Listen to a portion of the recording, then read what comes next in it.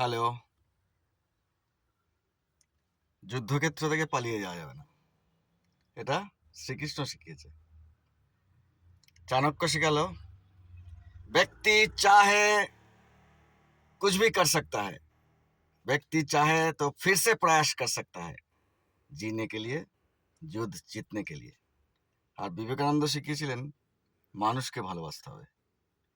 এই তিনটে মিলিয়ে আমি আমার সেলসকে উন্নত করার চেষ্টা করলাম। যুদ্ধ জিততে হবে, फिर से प्रयास করতে হবে, আর মানুষকে ভালোবাসতে হবে। তার মানে কি লাগবে? শক্তি লাগবে, মানসিক শক্তি যুদ্ধ জেতার জন্যে। फिर से प्रयास করতে হবে, তার মানে এফোর্টস লাগবে ডেলি।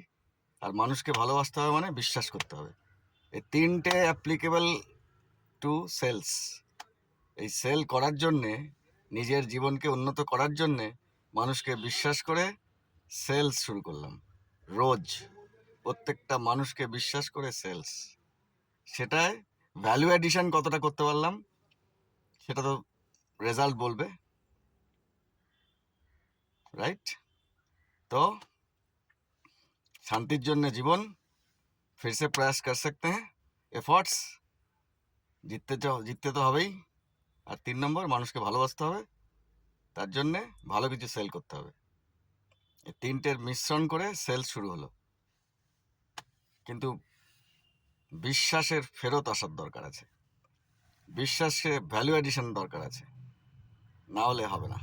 সেটা করতে গিয়ে একটু পিছিয়ে পড়েছি। সেই পেছনে থেকে আগে এগিয়ে যেতে হবে।